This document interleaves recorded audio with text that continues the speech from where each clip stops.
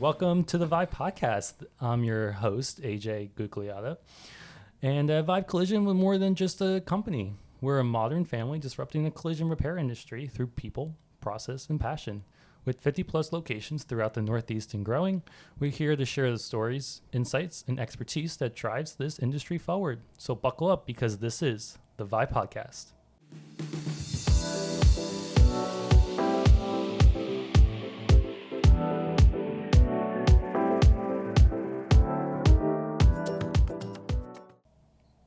All right.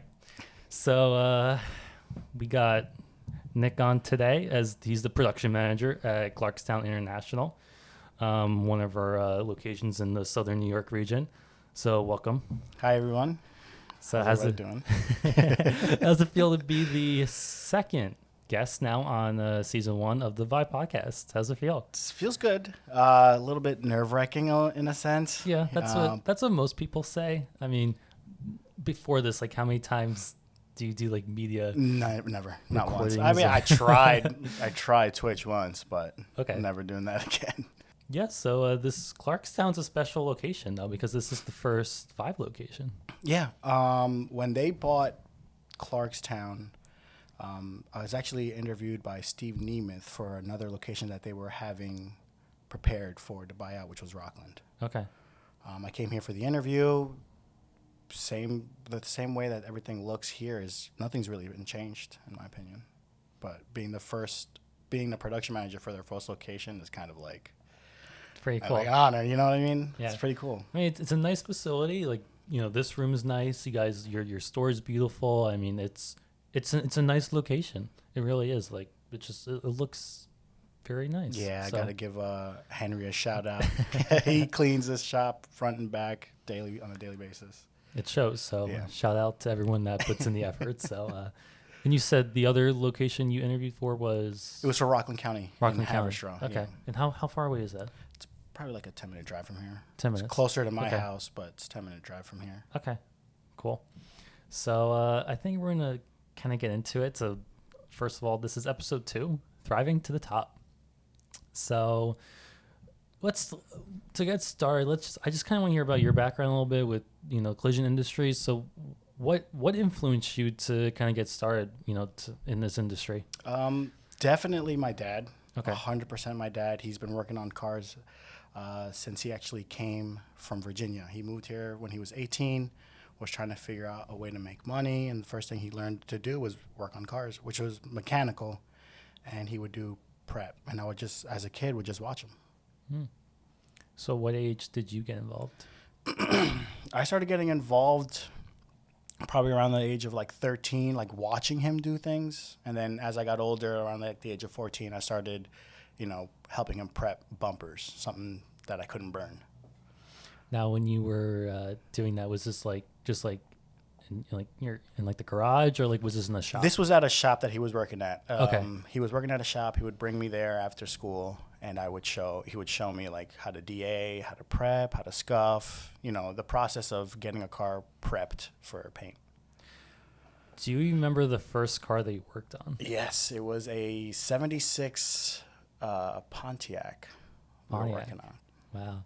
Fun fact, 2009 Pontiac Torrent is the car I learned to drive with. Really? That's nice. My dad's car, and we still have it, actually. It's like the extra car for, like, you know, whoever. Things break down, you just use it? Well, I have a lot of siblings, so I have 5 siblings. Wow. So instead of everyone getting their own car, it was kind of like mom and dad have their own car, and then the Pontiac is like the kid car, basically.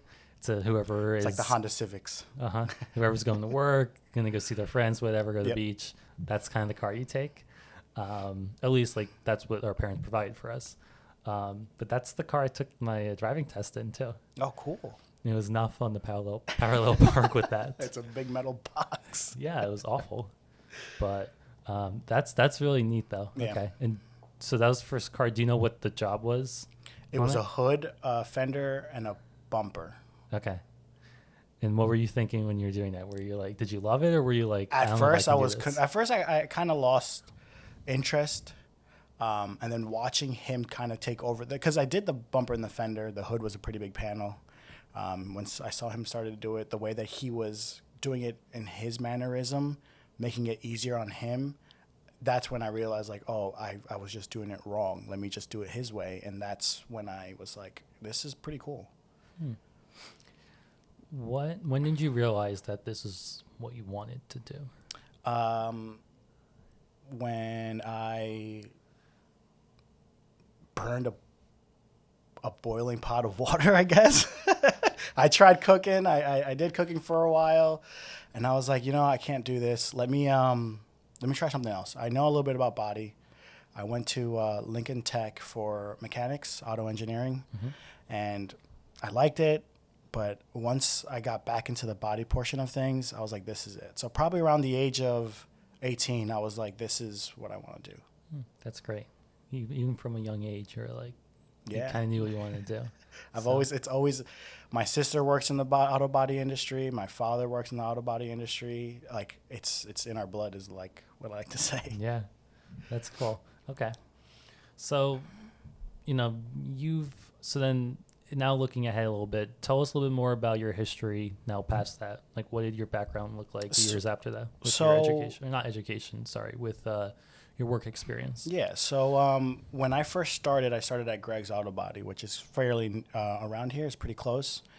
That's when my dad would show me how to do certain things. I was kind of cleaning around the shop, and I would watch these guys put bondle, prep cars. But it wasn't until I left and went to Prestige Collision, which was in Paramus. Okay. That used to be a really big shop. That's when I started getting more into it around the age of like 19, 20, around there. I started off tearing down cars first. From tearing down the cars into putting the cars back together, looking at the system on how, the procedures are, how to properly take apart these bumpers. Because the majority of the cars that we worked on were all BMWs.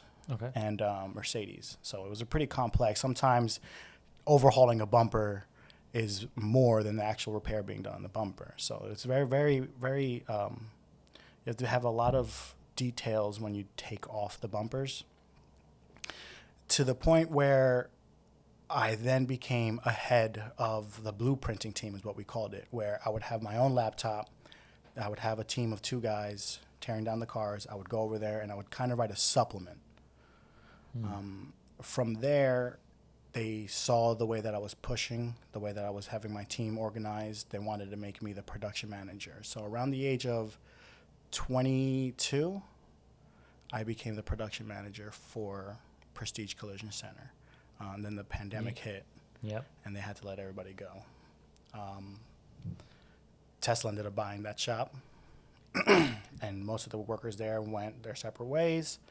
And for a while, I was unemployed trying to find a new shop at a bunch of body shops. What is that building now? It's a Tesla service shop. It's a service center. Okay, I've been there. Mm-hmm. It's on SETI Drive. Yeah. I've only been there once, actually, to use one of the superchargers because I drive a Tesla. Mm-hmm. And there wasn't a line, but, like, all the spots were taken. Like, everyone was charging, and, like, people were kind of fighting, I guess a good way to put it, with, like, you know how you kind of block a spot when someone's coming out, and, like, that's what was happening. Oh, really? And I was like, I'm not coming back to this location to charge again, because I know there's another one, I think, a little bit further down. Yeah, like there's like those 2 superchargers like within a mile of each other, and it was like, I'm going to use the other one next time, because the other one was like just like I think it was a shopping center or like something, a Staples or like something like that. So, but yeah, it's that's the only thing I remember from that location. So yeah, that shop I used to busy. produce 1.2 million a month in that shop, because it was all the dealers on 17 were coming in to there getting our work. We were certified for everything in that shop. It's definitely a good location for business, so that's for sure. Yeah, right off the highway too. All right, so pandemic hit. I ended up going to. So what happened next? Not too sure if you heard of them. Demand Motorsports. Okay. I worked for Rick for about 1.5 years, working on Porsches. We would convert your regular GT RSs, the 3.5s, into a 4.5. Turn them into race cars. We would do a bunch of. He focused mainly on just Porsche work, dropping the engines, sending them out, putting them back in, and that's when my father got a job offer from Clarkstown. And he basically said, hey, we're a two-man package. Like, wherever I go, he'll go. Then he brought me in here, and I think that was in 2021. Wow. And I've been at Rockland County I initially went in as their production manager / teardown tech. So I was tearing down the cars, trying to get them through the shop. From there, they offered me the opportunity to become an estimator. Because in Jersey, you don't need one. You don't need a license, but in New York, you need a license to write estimates. So they brought me over to our other location in Superior. That's when I learned from Mike Ferry, the GM over there, and Tommy from Rockland, who was the estimator over here. They were helping me a lot, learning how to properly write for the New York State and stuff like that, what to look for and what to put into the estimates. And once I got my license up there, they moved me down here to Clarkstown again to do the same thing, write estimates. I was doing so well in Superior that they kind of wanted me, at least in my opinion, they kind of wanted me to come down here and get the flagship going, because I was writing the majorities up in Superior. Okay. I was writing, I think, like $275 a month. So you've been bouncing back between quite a few different locations. Last 5 or so years, let's say. That's like, because COVID was 5 years ago, right? Yeah. Yeah. It's crazy. 2019, 2020, yeah. Yeah, it's crazy. So the last 5 years, you've been kind of bouncing around different type of locations, and even before that too, because before COVID. So like, what would you say? Like, what lessons did you learn, or like, what was the biggest thing you took away from all this? The biggest thing that I learned is how to speak properly, like how to talk to people, how to communicate with a bunch of people around you, not just with your coworkers or your bosses, more, with the customers. Like, it's definitely speaking with them, having the conversation, and ensuring them and reassuring them on what's going on, I think is a big partake that I took from that. Because I at first, I never really had to talk to the customer. I was a tech. I was a body guy. And as time went on, I slowly became that person where I would be the main communication. As an estimator, that's a big thing that I learned. Like, sometimes you'll have that little fear of, if I call this customer, what if they lash out on me? Or what if I say the wrong thing and, they get upset? Just having a conversation with the customer and explaining it from the beginning to the end, giving them that reassurance that your car is in good hands, is a really big partake that I took from that. It definitely can be intimidating. Yeah.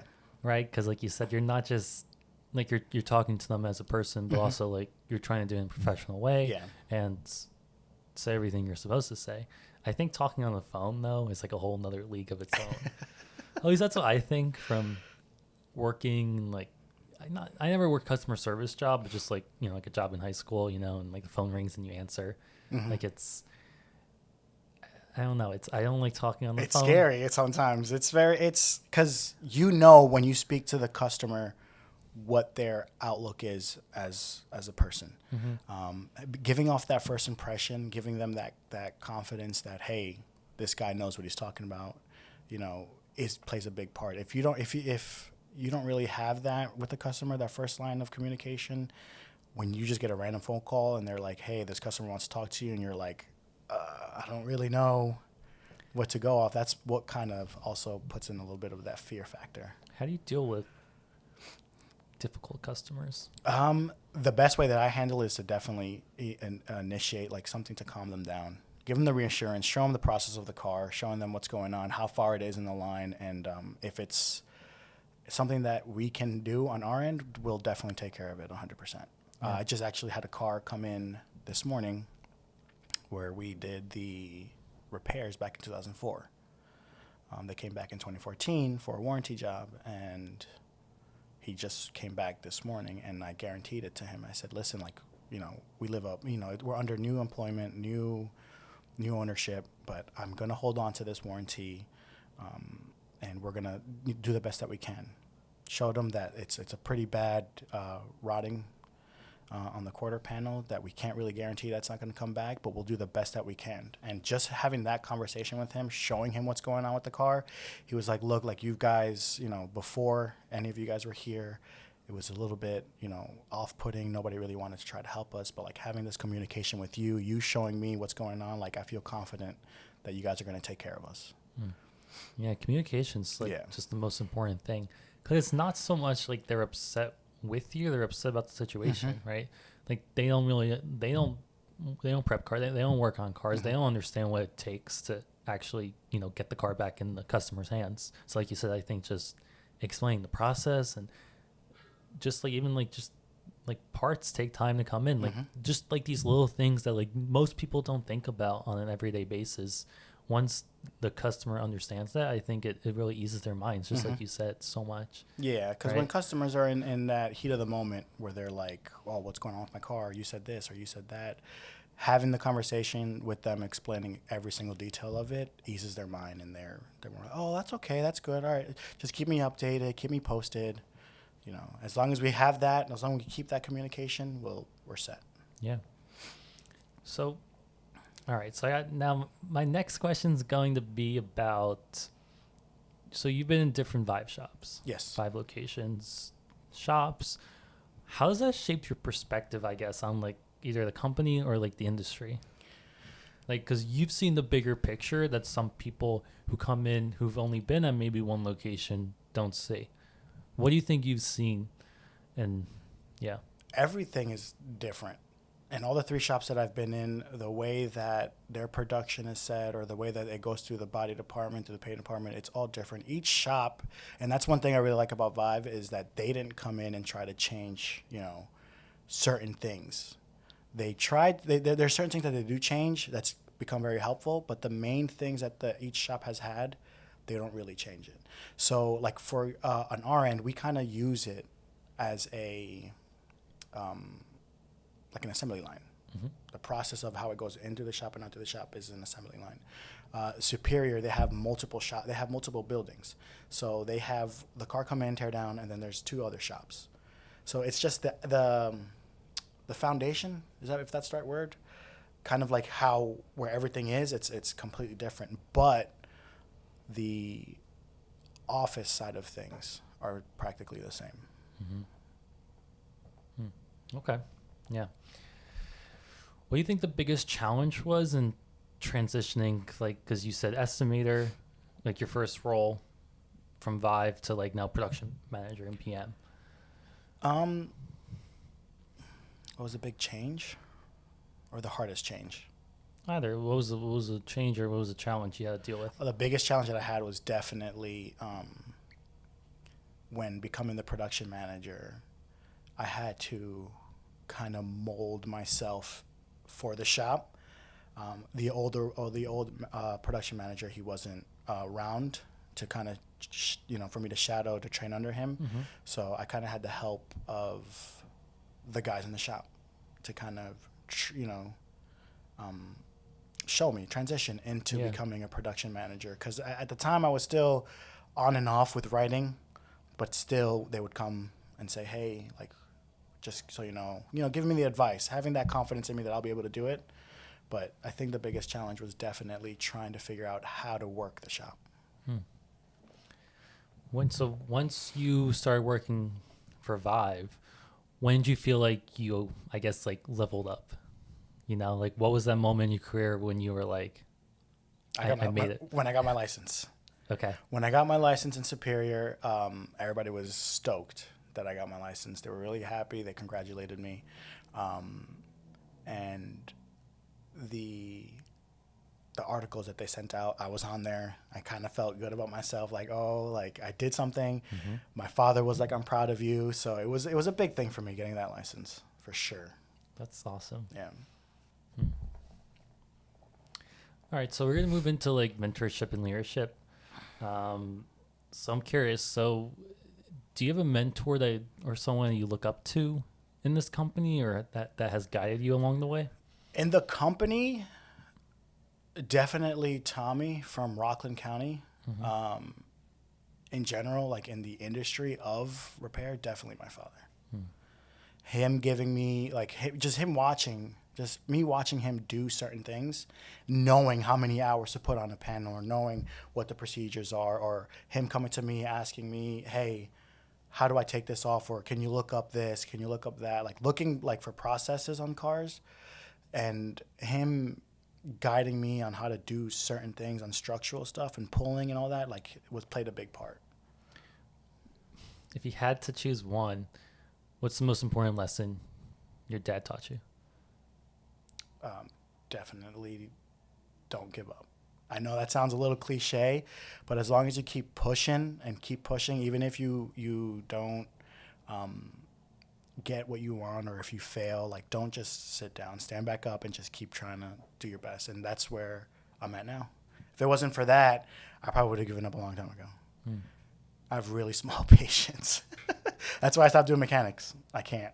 It's frustrating. I mean, I know too that Mike Vogel had a big impact on you. Mike Vogel's the regional of Southern New York here at VIVE. You know, what did that look like, and what kind of support has he provided for you? The thing with Mike Vogel, like he's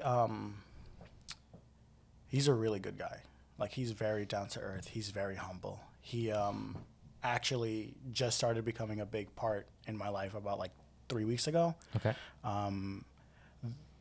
He's always checking to see if we're okay, if we need anything. He'll give us a call, or you know, him being here right now, giving me the support as a temporary general manager, I guess you would say. Like he's 100% helpful. Anything that the guys want back there, you know, as long as it's understandable, or you know, good for us, yeah, he'll definitely give it to us. That moral support that he's given me is great. Like he's even I think it was Friday he wasn't able to come here, and he was like, if you need anything, just give me a call. And I'm always like, no, you never answer. But he does. He'll answer. He'll send a text, and then he'll be like, you never answer, which is true. I mean, running around the shop, I don't really have my phone on me like that. So like I'm constantly running in the front, running in the back. You know, I'm holding it down as much as I can here. What do you look up to him for? Like, what's something you really admire about him? Like having that confidence.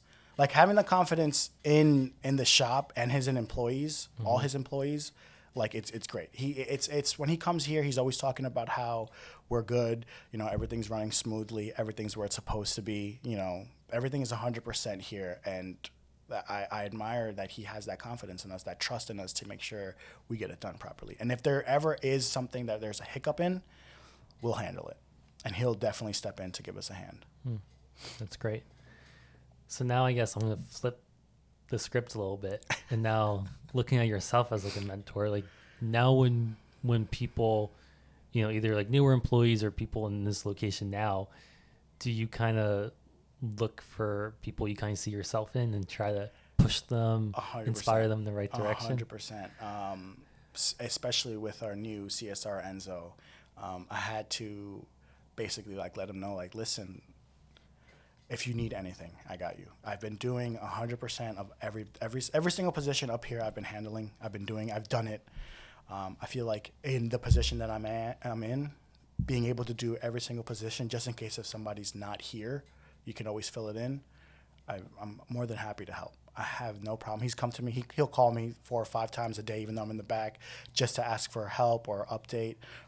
Same thing with Brian and the guys in the back too. When the guys in the back started coming up to me, asking me questions and asking me how to do this, or should I repair this, or should I replace this, like that to me was like when I realized like, oh, like they also confide in me. They have that trust in me to give them the right answer. Yeah. Even when I was just in the shop, I was like, where are you? They're like, oh, he's always walking around helping us, so you have to go find him. Like you're never just in one spot. No. You know? And when I am, it's like very rare. What qualities do you think make a great leader in this industry? Asking questions. Confiding in your employees, definitely. Like if you're unsure as a leader, learning while you're teaching is the best thing. 100%. Saul, great guy. he's taught me a lot. But he's also come to me and asks me questions. So we kind of bounced ideas off of each other. So having that attribute is definitely good. Yeah, I think that's a great answer because no one knows everything. There's always a new car coming out, a new model that's probably going to need to be repaired a different way. There's always something, new technology coming out.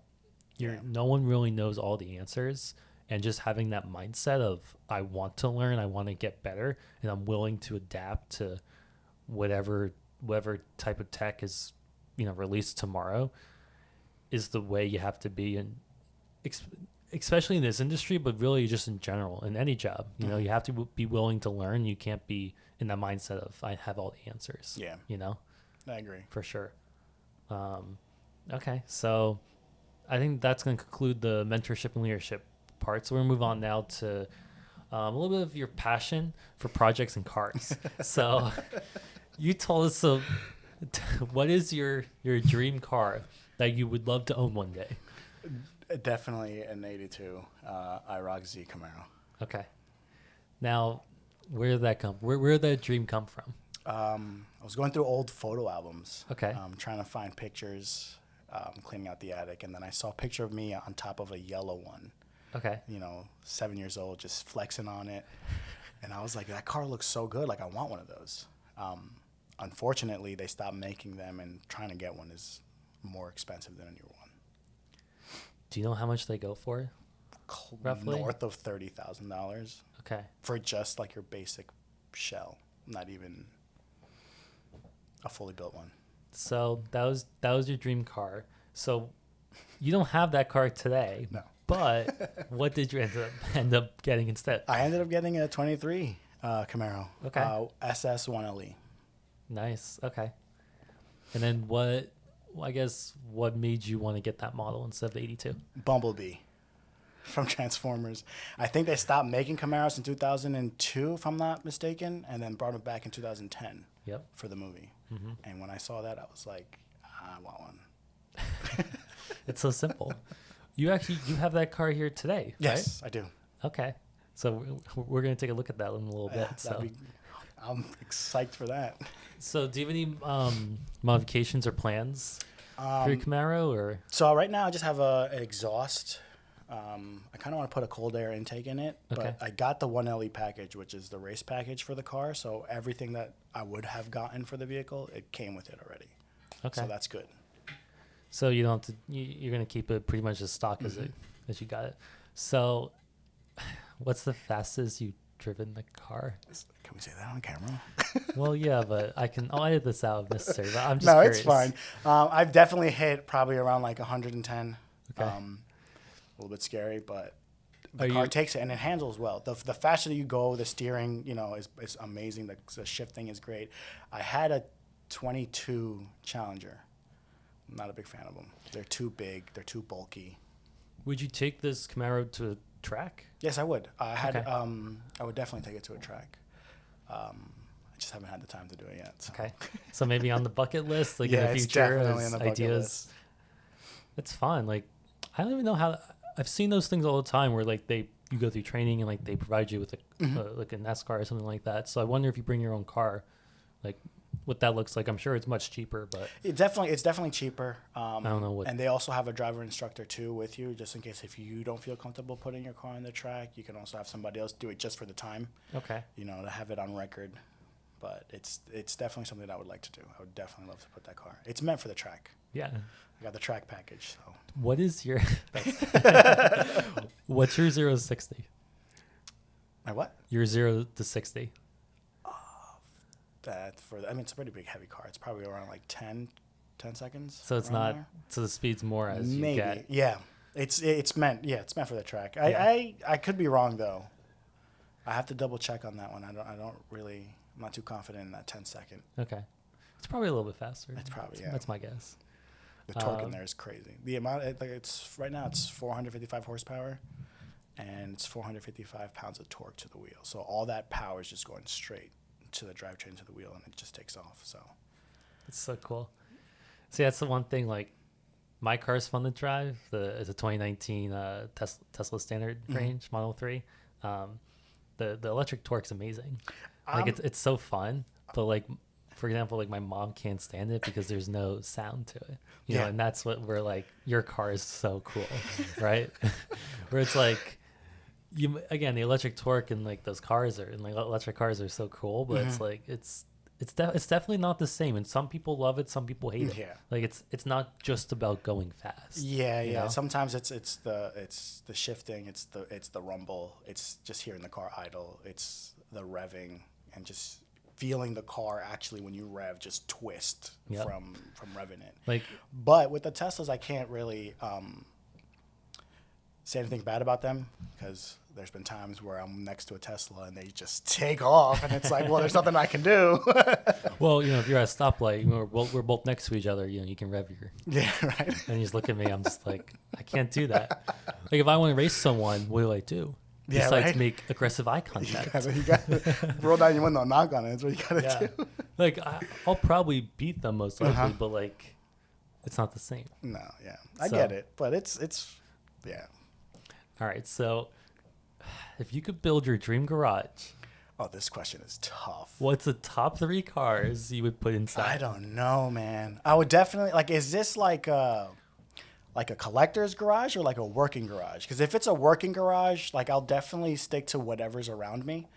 Kind of like Clarkstown, where we have the majority of our stuff is like RAV4s, Hondas, just to know like what. No, this is like you have unlimited money. You're in your mansion, for sure. and like in your garage, this is what you're pulling up 62 with. Camaro, all the way to the last edition of the 2025 Panther Camaro. I would definitely have that. I'm a big American guy, so I would definitely have a Mustang, even though I don't really can't stand them. But definitely, you know, Mustangs, Challengers, and maybe some imports. I would definitely have a GTR, Porsches, Audi R8s, which they stopped making, which is sad. But the majority of the cars I would have, the 3 cars that would most likely be the muscle ones, from old to new. That's cool. Well, I think that those are good choices. One day, you got unlimited money. I fully expect to see those in the garage. So maybe we'll have an update to this. That would be great. Yeah. All right. So, are you working on any personal projects right now with any cars outside of work? Not right now. No. I think the last car that I did work on was a '77 Porsche we were restoring, me and my father. But I haven't really done much at home besides small mechanical work, like if a friend needs brake jobs and oil.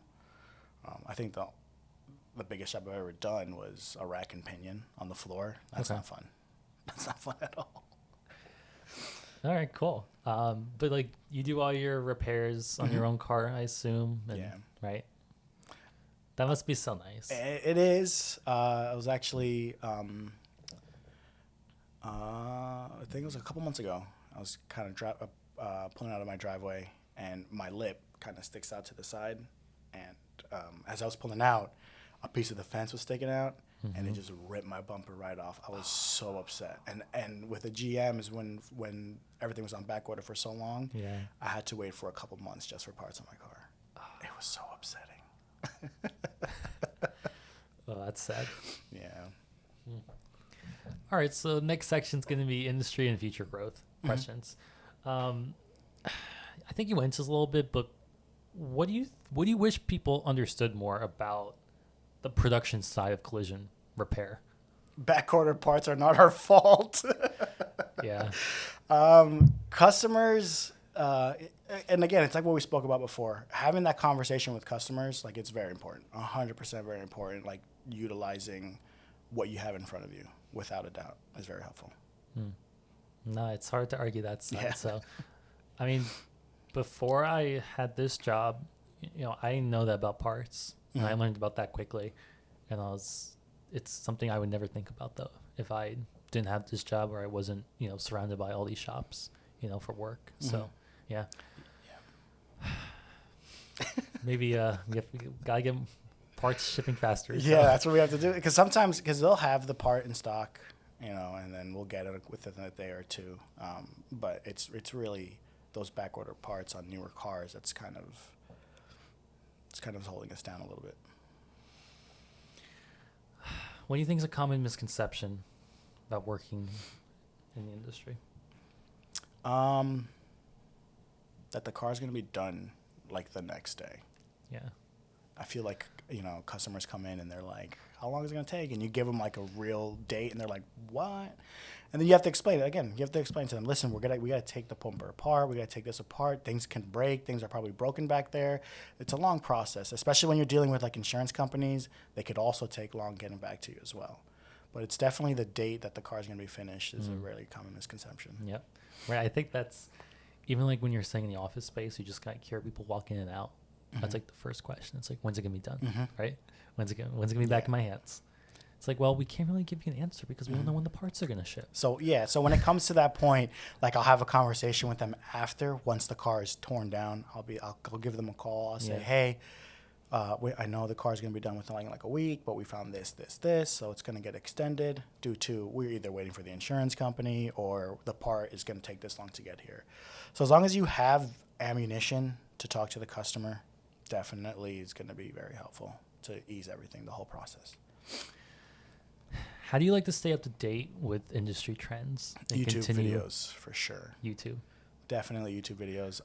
The amount of times I've searched up my car, because apparently they're bringing it back as a electric vehicle. I'm not too happy about that. But as long as they don't do what they did with the Challenger, where they gave it a fake noise. But definitely like YouTube videos and like articles on what's going on, especially when there's a car that comes in that I've never seen before. Like the new Toyota BZ4, I think they're called. Yeah. It's an all-electric SUV. Once that car came in, I was like, whoa, what is that? Or when they brought back the Toyota Crown, I was like, when did they do this? So once I see a car that I've never seen before, I'll just start reading articles. I'll see when they started making it, how long it's been here, and just making sure I'm up to date as well, like with everything. Yeah. Like we said before, there's literally tomorrow something new will be announced. And then you're already behind. That's how it feels. Like this, it's so much happening. It's so interesting. And I think the Honda Prologue just came out too. I saw it on the street and I was like, this is new to me. Yeah. But all right, last question of the episode. Now I guess looking at it as an overview, if you could go back in time and give advice to yourself when you first started at VIVE, when you first started, your first job you ever did when you were a kid, what advice would you give yourself and why? I would definitely tell myself, don't go culinary.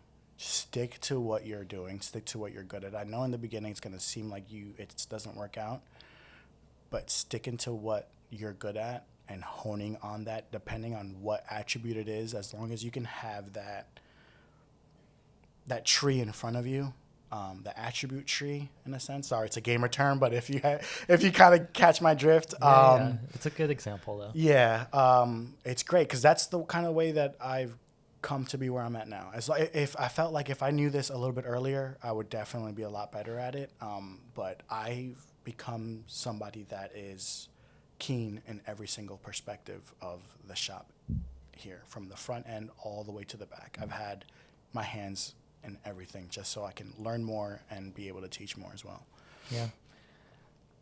And I guess one more time now, and then what advice would you give to someone just starting out at VIVE? To stick to it. Stick to it with 100%. VIVE has given me multiple opportunities, and as you can see, like where I'm at now, it's because VIVE cares about their people, process, and their passion. Yeah. So they have a lot of passion. There's always an article or there's always an email going out congratulating somebody or trying to push somebody to do better and to move further up. Yeah. So that's kind of like what my goal is too, is to kind of move up more. Eventually be a GM at one of their locations. That's who you want to be? Mm-hmm. That's a great goal. That's awesome. And, I think that's what it's all about here at VIVE, right? Is that you can start out in the shop and make your way out here in the office and be run the location or maybe be regional. You have that opportunity. I think that's great. So it was really great talking with you. It was great to hear your story. Thanks for coming on. I hope you had fun. Thank you. So again, this has been Nick, the production manager at Clarkstown International. And thanks for tuning in. Bye, everyone. If you enjoyed this episode, make sure to subscribe and find us wherever you can find your podcast to keep up with more stories, insights, and behind the scenes looking into the collision repair industry. See you in the next episode. This has been the VIVE Podcast.